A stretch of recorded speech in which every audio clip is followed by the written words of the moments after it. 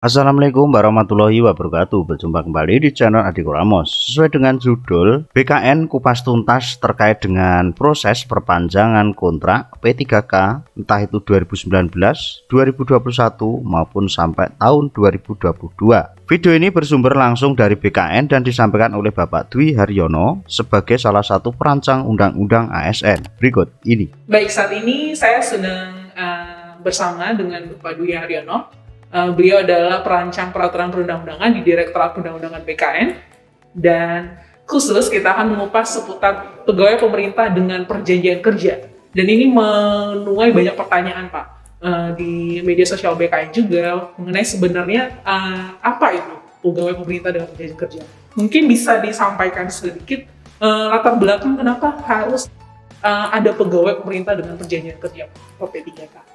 Ya, terima kasih Bu Desi. Jadi memang latar belakang munculnya pegawai pemerintah dengan perjanjian kerja itu adalah ada di amanat Undang-Undang Nomor 5 Tahun 2014 tentang aparatur sipil negara. Di mana dalam undang-undang itu disampaikan bahwa ada yang namanya pegawai aparatur sipil negara yang terdiri dari PNS dan P3K. Ya, singkatan dari pegawai pemerintahan dengan perjanjian kerja. Nah, latar belakangnya adalah bahwa kembali kebutuhan.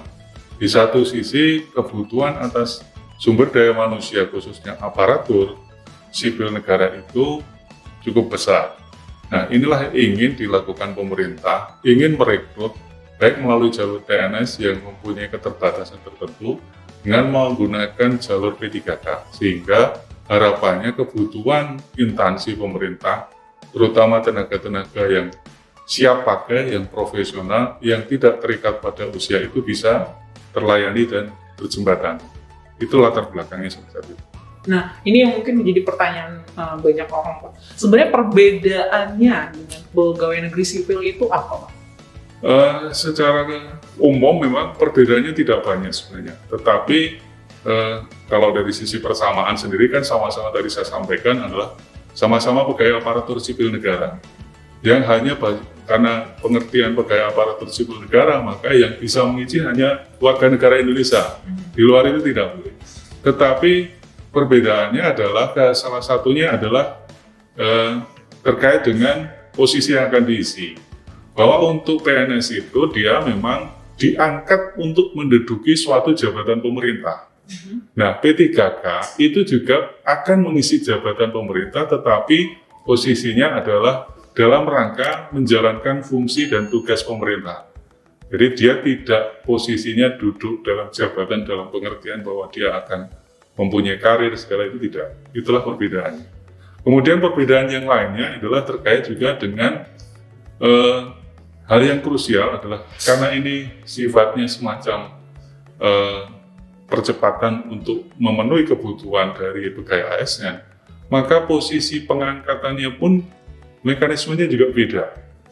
Kalau PNS ada yang namanya masa percobaan selama 1 tahun, yang dimaknai adalah di situ yang bersangkutan akan dilakukan atau dilatih dengan pelatihan dasar untuk bisa siap dalam jabatan itu. Tetapi kalau P3K yang bersangkutan itu justru langsung diangkat dalam jabatan itu tanpa melalui masa percobaan. Karena tadi mereka memang diharapkan betul-betul sudah profesional, betul-betul sudah kompeten dalam jabatan yang diisi oleh yang bersangkutan. Itulah yang perbedaan yang sebenarnya justru kalau saya lihat itu justru menunjukkan keuntungannya kalau kita masuk lewat jalur P3K. Ya, karena apa? Contoh misalnya, ketika seorang calon pegawai negeri sipil sebelum diangkat PNS, ada masa sekitar 1 tahun. Dia hanya akan diberikan gaji 80%. Sedangkan P3K, begitu yang bersangkutan diangkat menjadi P3K, maka akan dibayar 100% gaji pokoknya. Itu salah satu justru kalau memang itu perbedaan, tetapi justru itu menunjukkan keuntungannya kalau kita masuk lewat jalur P3K. Nah, mungkin peruntukan jabatan yang dapat diisi oleh P3K ini mungkin bedanya dengan pegawai negeri sipil ini apa? Nah, perbedaannya tadi saya sampaikan tidak ada 3 klaster jabatan yang bisa diisi oleh P3K. Yang klaster pertama itu adalah jabatan fungsional tertentu atau kemudian juga jabatan pimpinan tinggi. Jadi jabatan pimpinan tinggi khususnya untuk utama dan madya itu bisa diisi P3K tanpa harus mulai dari start nol sebagai calon PNS. Bayangkan kalau seorang PNS ingin duduk di jabatan pimpinan tinggi, dia harus mulai start dari bawah. Tapi P3K tidak. P3K justru bisa melamar langsung ke jabatan pimpinan tinggi itu. Kemudian klaster ketiga itu yang saat ini belum ada adalah ada ruang, nanti ada jabatan-jabatan yang ditetapkan oleh Kementerian PAN yang dapat diisi P3K untuk mengisi jabatan-jabatan yang bukan jabatan struktural, tetapi menjalankan fungsi manajemen pemerintah. Nah, ini ada 3 klaster. Nah, klaster yang pertama dari yang jabatan fungsional, ini sudah ada Peraturan Presiden Nomor 38 Tahun 2020. Dari sekitar 240 lebih jabatan fungsional, di Peraturan Presiden Nomor 38 Tahun 2020 itu ada 147 jabatan fungsional yang bisa diisi oleh P3K. Ya, dan memang ini memang perbedaan dengan PNS, tetapi kembali bahwa ada keuntungan justru kalau kita posisinya bisa, ibarat kita bisa percepatan untuk duduk dalam suatu jabatan. Ya, bayangkan kalau misalnya seorang calon PNS untuk diangkat dalam jabatan fungsional saja, dia harus melalui proses calon PNS. Kemudian baru diangkat dalam jabatan fungsional. Kalau P3K tidak, P3K itu justru begitu mereka melamar misalnya jabatan fungsional guru, begitu diangkat, dia sudah langsung ke posisi guru. Ya, tidak, bahkan sudah bisa diberikan tunjangan fungsionalnya kalau memang dia sudah memenuhi persyaratan. Itu berbeda. Tapi skema pengangkatannya tetap sama ya Pak, lewat seleksi, ya. Atau ada tahapan perbedaan seleksinya? Kalau dari sisi seleksi semua, baik PNS maupun P3K itu tetap melalui proses seleksi, karena ini amanat Undang-Undang Nomor 5 Tahun 2014. Jadi ada proses penyusunan kebutuhan baik PNS maupun P3K, kemudian setelah ditetapkan kebutuhannya, maka akan dilakukan proses seleksi untuk menentukan warga negara Indonesia mana saja yang sudah melamar dan memenuhi kriteria persyaratan yang dibutuhkan. Nah, perbedaannya adalah ketika kita misalnya melamar sebagai P3K, begitu kita dinyatakan lulus, maka akan ditetapkan SK pengangkatan calon P3K. Berdasarkan SK pengangkatan calon P3K itu kemudian diajukan usul ke BKN untuk ditetapkan nomor induk P3K-nya. Nah, setelah yang bersangkutan ditetapkan nomor induk P3K-nya, maka PPK atau pejabat pembina kepegawaian, baik gubernur, bupati, wali kota, atau menteri, atau pimpinan lembaga non-kementerian, bisa menetapkan SK pengangkatan P3K yang bersangkutan. Dan setelah itu yang bersangkutan bisa bekerja, ya, bekerja dan menerima penghasilan. Nah, ngomongin penghasilan ini salah satu mungkin yang jadi pertanyaan itu adalah hak-hak kepegawaiannya. Nah, kan kita tahu pegawai negeri sipil beberapa sejumlah hak kepegawaiannya ada. Nah, itu sama nggak ini dengan yang akan dimiliki oleh P3K? Ya, menarik kalau kita bicara penghasilan kan semua orang tentu bekerja orientasinya akan penghasilan ya. Take home dia, pay home-nya dia berapa. Nah, ini yang menarik. P3K itu memang dia di amanat Undang-Undang Nomor 5 Tahun 2014 maupun di PP 49 Tahun 2018 terkait dengan manajemen P3K mempunyai terkait dengan hak-hak selain gaji. Yang bersangkutan juga dapat cuti, kemudian yang bersangkutan juga bisa mengikuti pengembangan kompetensi. Kalau mereka punya kinerja yang baik, yang bersangkutan itu juga akan mendapat penghargaan. Penghargaannya sama dengan penghargaan yang diterimakan PNS. Kemudian yang bersangkutan juga punya jaminan. Jaminan apa? Jaminan hari tua, jaminan kesehatan, jaminan kecelakaan kerja, termasuk juga jaminan kematian, dan bantuan hukum. Perbedaannya bantuan hukum ini adalah dalam pengertian bahwa selama yang bersangkutan melaksanakan tugas jabatannya, kemudian ada masalah hukum, maka yang bersangkutan berhak dibantu oleh pemerintah. Nah, mungkin yang menjadi perbedaan yang selama ini jadi pertanyaan adalah terkait pensiun. Tetapi amanat di undang-undang maupun di PP ke depan tetap akan diatur terkait dengan jaminan hari tua tadi. Karena apa? Sama-sama kalau di PNS itu ada yang namanya regulasi Undang-Undang 11 tahun 1969 yang mengatur pensiun PNS. Bahwa pegawai negeri yang telah memberikan jasa akan diberikan kontribusi yang namanya pensiun. Maka harapannya juga pemerintah ke depan itu ingin mereka yang juga sudah berjasa itu diberikan jaminan juga, walaupun bentuknya memang masih dalam format yang dicari. Karena permasalahannya adalah P3K ini kan kontraknya beda-beda. Ada yang dikontrak 1 tahun, ada yang 5 tahun, bahkan bisa diperpanjang. Nah, ini yang perlu ada formula khusus yang diatur oleh pemerintah. Tetapi amanat di ketentuannya bahwa diharapkan mereka juga ada jaminan tersendiri untuk ibaratnya menghargai kinerja yang sudah diberikan kepada negara. Oh, jadi penghargaan yang ketika mereka mengakhiri masa jabatannya ini masih belum digarap lagi ya Pak ya. Nah, tadi menyambung soal penggajian. Nah, ini mungkin jadi pertanyaan juga ketika mereka P3K di suatu instansi. Nah, ini penggajiannya di masing-masing daerahnya kah atau terpusat nih dikelola oleh pemerintah pusat? Ya.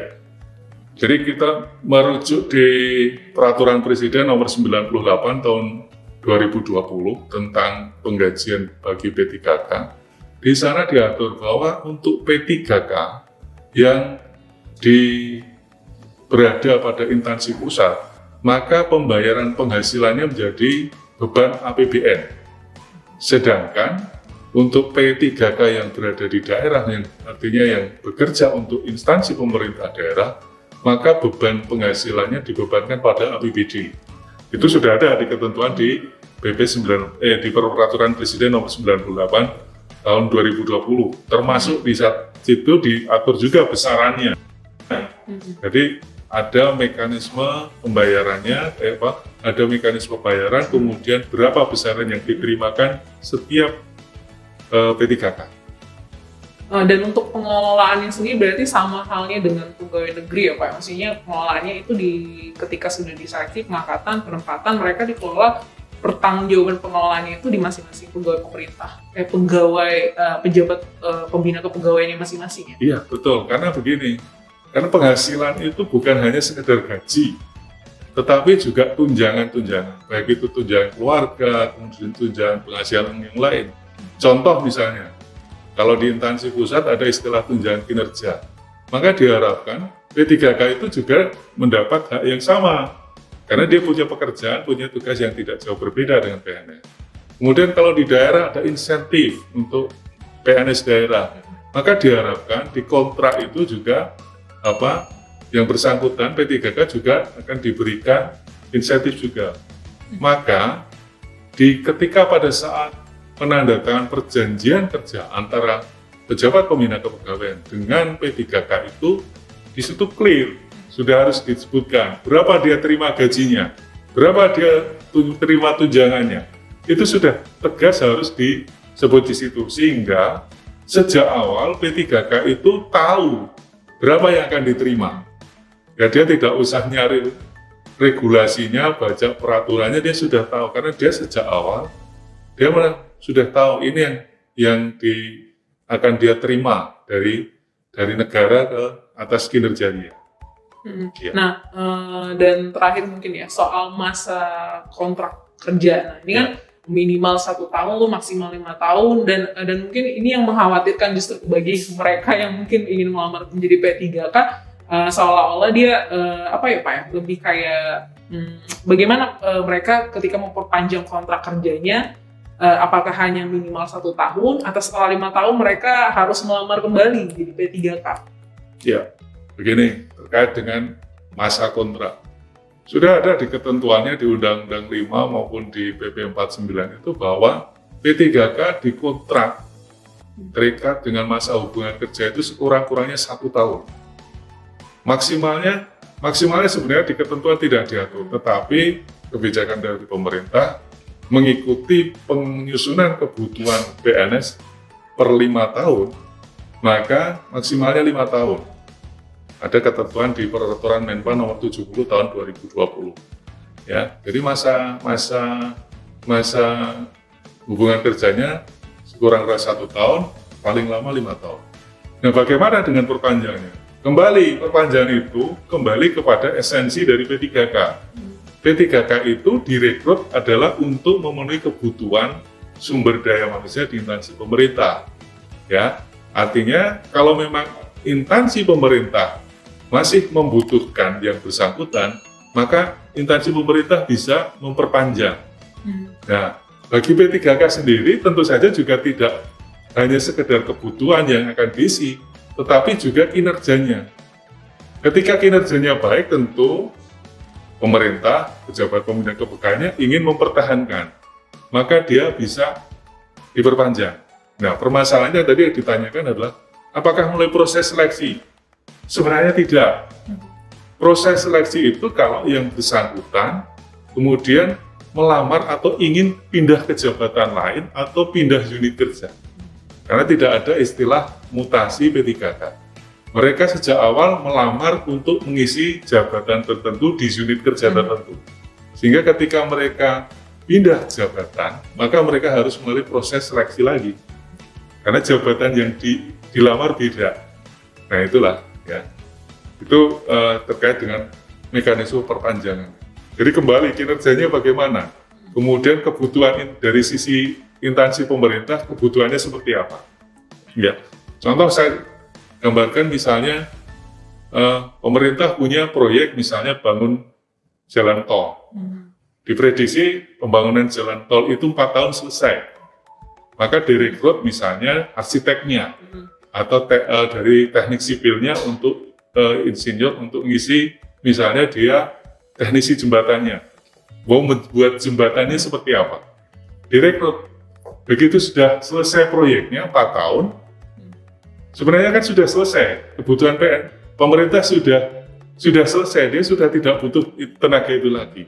Tetapi kalau misalnya kemudian ternyata ada proyek yang lain, ya, yang masih di bawah instansi itu, sebenarnya pemerintah bisa saja memperpanjang. Tetapi kalau sudah tidak dalam jabatan tadi teknisi jembatan, dia mau ke jabatan lain harus tetap proses seleksi. Seperti itu, ya. Tapi kembali kalau teknisi jembatannya kinerjanya juga tidak beres, baru bangun aja jembatannya sudah ambrol, tentu pemerintah juga pikir-pikir akan memperpanjang, tunggu dulu. Ya, itulah. Nah, mungkin kalau yang ini, kalau misalnya nih, saya P3K, lalu masa kontrak saya sudah selesai. Nah, saya bisa melamar jadi CPNS nggak? Nah, ini yang pertanyaan yang sering. Kalau sudah selesai. Sama, kalau melamar itu boleh, tetapi kembali ketentuannya. Jadi regulasi yang mengatur pengangkatan atau pengadaan calon pegawai negeri sipil itu, bahwa usia serendah-rendahnya 18 tahun, setinggi-tingginya 35 tahun. Kecuali untuk 4 jabatan, ada dokter, kemudian peneliti, dokter pendidik klinis, satunya lagi saya lupa kalau nggak salah perekayasa. Itu dia bisa sampai usia 40 tahun. Di luar 4 jabatan itu ada peraturan presiden yang mengatur, ya, itu tidak bisa, maksimal 35 tahun. Tetapi kalau tetap ingin jadi P3K, dia tidak terbatas usia karena ketentuannya serendah-rendahnya. Untuk melamar P3K itu usianya 20 tahun. Jadi bisa saja kalau dia sudah misalnya selesai P3K, dia usianya dia dikontrak 5 tahun, ya. Padahal dulu waktu diangkat P3K usia 33 tahun, begitu dia selesai kan dia sudah usianya 38 tahun. Kalau dia melamar CPNS tentu nggak bisa, karena dia usianya sudah di atas 35. Tetapi ruang untuk dia melamar P3K masih bisa. Artinya dia masih bisa melamar sebagai pegawai aparatur sipil negara.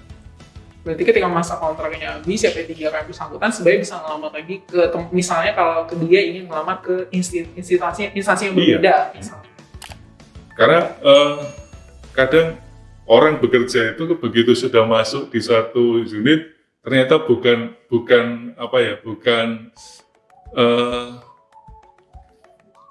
hatinya tidak sesuai, ya, bukan jiwanya ke situ. Maka kadang pengen pindah jabatan, boleh, ya, boleh pindah jabatan, boleh.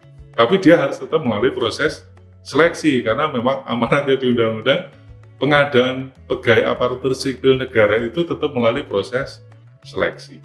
Oke. Ya. Mungkin sebagai penutup Pak, kita bisa katakan PNS dan P3K itu sebenarnya sama, setara. Ya. Mereka sama-sama aparatur sipil negara, hanya ada perbedaan mungkin di unsur-unsur hak kepegawaiannya, mungkin pengaturan skema kerjanya antara PNS dan P3K mungkin bisa disimpulkan kita garis besar pengelolaan perbedaan P3K dan PNS.